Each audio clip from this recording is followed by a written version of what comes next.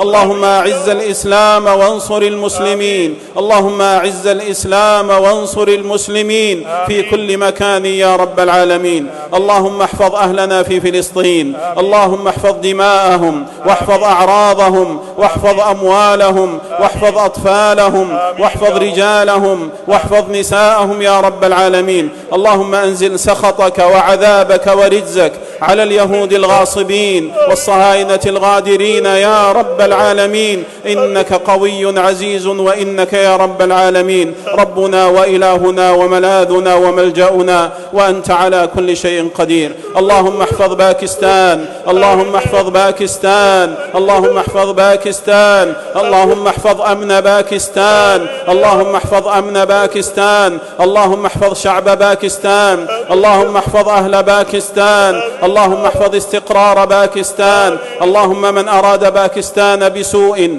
أو شر أو فتنة اللهم فرد كيده في نحره، اللهم فرد كيده في نحره، اللهم رد كيده في نحره. اللهم اهد شباب باكستان ونساء باكستان وبنات باكستان، احفظنا جميعا بحفظك واكلأنا برعايتك يا رب العالمين.